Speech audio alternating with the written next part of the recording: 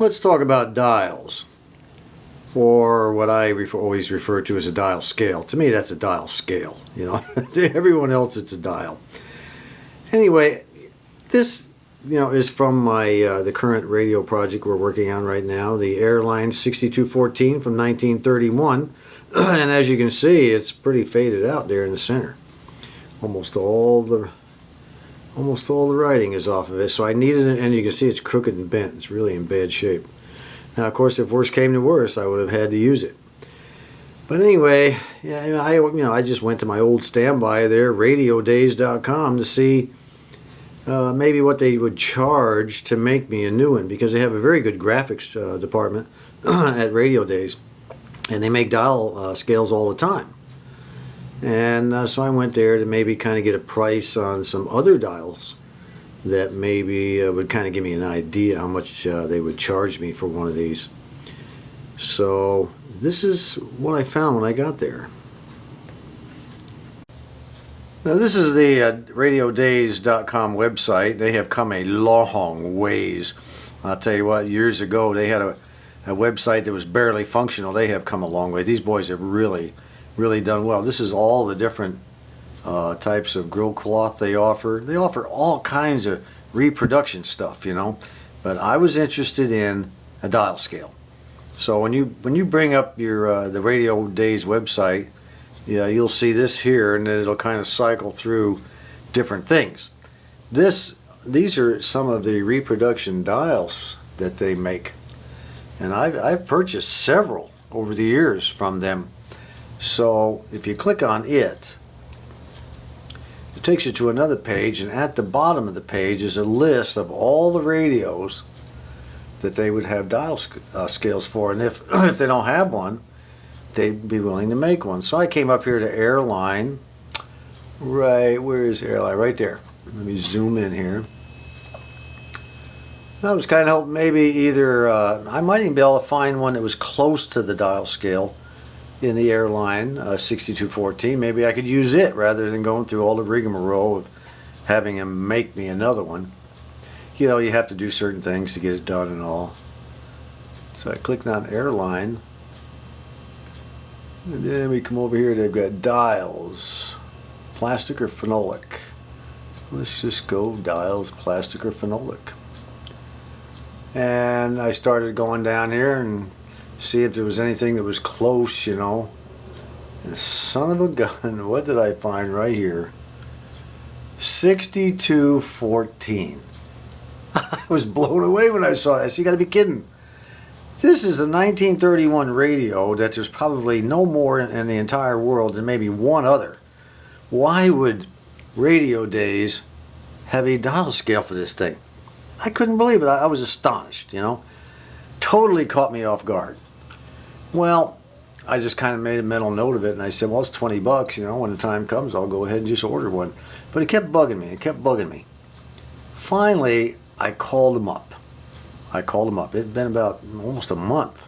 I called him up and I said, hey, I just ordered a dial scale, and I told him which one it was. This one, you know, I ordered it today. And I called him up and I said, how is it that you guys have this thing already made in a reproduction? I mean, it's not like there's a million billions of these things out there. It's not like a Philco or anything. And he said, well, let me check my computer. So he checked the computer and he found out, believe it or not, there have been 6 of those things ordered. 3 from folks in California, 2 from Indiana, and 1 in Wisconsin. I couldn't believe it. I thought I had like the only 6214 in existence. Fooled me. Anyway, the guy told me, he said, yeah, we'll get it out to you right away. Well, I got him into a conversation. Now, keep in mind, these folks are from New York. And, you know, you talk to them, and the whole time you're on the phone with them, it's just the way folks are up there. They can't help it. You start talking to them, and they talk so fast. You know, they talk so fast that you get the feeling that there's like 25 other phone lines waiting for him to get you off the line so he can answer them.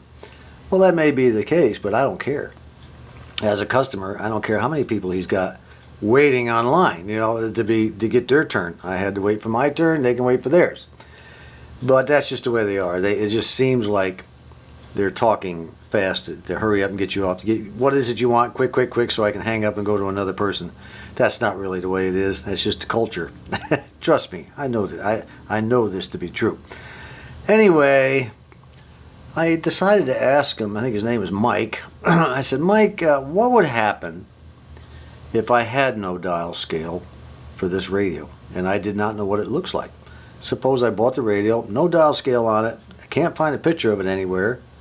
What would I do? Could you make a dial scale from basically nothing? He said, yeah, actually we could, but it wouldn't be 100% accurate. You know, you'd have to search around on the internet and try to find something close, and then make a video of it, or make a picture of it, or make a copy of it and email it to us, and then talk to us on the phone, and maybe we could come up with something that you could use. I said, well, that's great. You know, these people are very cooperative at Radio Days. I really like dealing with them. And then I said, so it would take a while. I said, would there be like an extra cost to all of this? You know, I mean, suppose I had like the only radio in the world, you know, that had that dial scale. Would there be like some big time cost? He said, well, there'd be some additional cost because, you know, we wouldn't be able to sell it to any others. And but he said it wouldn't be all that much. I said, well, that's just fantastic. So I said, well, what would I need to do if I had one of these? Let's say it, you know, you have one of these, and I'm not exactly certain if the one I got is exactly like the one you got. He said, all you have to do, he said, actually, he said, if you have one and there's like no numbers on it or anything like that, all you have to do is videotape what it is, or take a picture of it, do a copy on a copy machine, and send it to us, actual size. Actual size. Then he gave me some other instructions, and here's what he told me. Now, one of the reasons I'm doing this segment in the video is because over the years, I've gotten a lot of private messages and emails asking me about getting a dial, a reproduction dial. There's a lot of people out there that needed dials and wanted to know what they could do about it. And of course, I always send them to Radio Days, but maybe this will kind of help them, you know, in the future for those that may not know. Mike told me, look, if you don't want to send the actual dial, you're afraid to get lost in the mail or something, he said, just take a ruler, give me lots of measurements, you know, this way, give me measurements, you know, from bottom to, you know, like that, you know, and then maybe across the top from tip to tip, and then the width of it, you know, and then give me the width of the holes where the screws are at. He said, give me all the information that I need. Try to give me as much of the dial scale as you can, of the way that numbers are positioned on it. Do everything you can to help me make this dial. And he said, you know, you could maybe even put like something straight across here like this, and then measure the distance in the center, from the center of the scale down to this piece of paper, kind of do that. Help him out a whole lot. And he said that also that what would really help is the mounting bracket on the radio. And I'll show you that next. What you can do then is you have to come to your radio and videotape the mounting structure for the mounting brackets for the dial, and you show it to them like if I had no dial here, I would show them this. I'd say, well, here it is. It's got, you know, the 4 screws, and then I would go ahead and take my ruler and do the same thing. I would measure, you know, point to point, show them what I've got, be very accurate, show them the width of these brackets, show them how far away the holes are. Take your time, do a good job, show them what they need to do, show them the length of them. And they could probably pretty well figure out that this is an arced dial, you know. Come up here, you can even come up here and kind of give them an idea. Show them that it is angled backward. You know, give them as much information as you can give them, and they will reproduce you a dial that will work. Now, the only problem you would have with a dial that is missing would be maybe the scale, the actual, the lines on the dial. If it were shortwave and broadcast band, the lines on the dial may not be exact because they don't have anything to go by. Some radios had more lines to the left than they had to the right, or more to the right than they had to the left. So you're going to have to strike a compromise here. If you don't have anything to go by, you're going to have to do the best you can. That's all you can do, is do the best you can. But if you have one and it's all faded out and you can see some lines on it, be sure to give them a copy of it, full size, actual size, and leave a phone number where they can get a hold of you, an email address, and all that stuff, and they will work with you and they will produce you a reasonably good dial if you don't have one. But if you have one, not a problem. They'll be able to reproduce it almost exact. Alright, let's talk about capacitors in this next section. I noticed on a comment that was left by our good subscriber, Rebel9668, whose name is Gary. He left a comment on a video. I can't remember if it was mine or someone else's, but I remember reading. He says, he said, whenever I get a capacitor, they were talking about capacitors. He said, whenever I think it might have been old 64 Goats video. Anyway, he said, whenever I have a capacitor on the body of the capacitor, it says 0.1 microfarad. I don't have any problem with that. I know what that means. But some of these capacitors don't have stuff like that. They've got stuff like 103K and things of that nature. He said, and when I see that, I always have to go to a conversion chart like this and convert it over 103K to what the capacitance is. Well, I'll tell you what I'm going to do, Gary. If you have to do that, you can bet that there are others that have to do that also. Been there, done that, my friend. Been there, done that. So what I'm going to do here is we're going to take a capacitor and show you how to do this in your head, or if you just happen to have a pen or a pencil handy and a piece of paper or a piece of cardboard or something, you'll be able to scribble on it and figure out what it is right away without hunting down any kind of conversion chart and looking it up and everything. It's really simple. Let's take this first capacitor. This is a, what is it, 150, let me zoom in, I can't even see it myself. This is a 152K, alright, 152K. There we go. 152K, what is that? 152K. Well, the first thing you gotta do is get rid of the K. Don't worry about that K, okay? It means nothing as far as what I'm teaching here. And the 2 tells you how many zeros. The last number tells you how many zeros. So what we have here is 1, 5, 0, 0. 1, 5, and then the 2 zeros. Now we count 6 spaces to the left, starting right here. 6! Now let's stomp 6 times. 1, 2, 3, 4, 5, 6.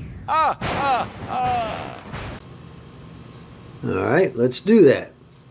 1, 2, 3, 4, 5, 6. 0, 0. This capacitor, labeled as 152, is 0.0015. It doesn't get any easier than that, okay? Let's do another one. Simple, simple, simple. This one is 330. Why is this camera giving me problems? There we go. 333K. Well, let's see what that one does. 333K. Again, forget the K. And put 3, 3, 3. And then how many zeros? 3. 1, 2, 3. Now here's our dot. Now we have to go 6 spaces to the left, just like we did up here. To the left. By the way, let's look up this 152 on our conversion chart just to make sure we were right. Where is one? We said it was 0.0015. Let's zoom in here. There is 152, and it's a 0.0015. Piece of cake. Gosh. All right, back to the 333. We have our dot. We have to go 6 spaces to the left. 6. Remember that. 1, 2, 3, 4, 5, 6. .033 microfarads. Let's look that one up on our conversion and make sure we're right on that too. Where is 333? There is the 333, and it is in fact .033. See how easy that was? You can scribble on the tabletop and figure that out. You don't need to go in a conversion chart anymore. Alright, here's this one here now. Now this one is 474K. 474K.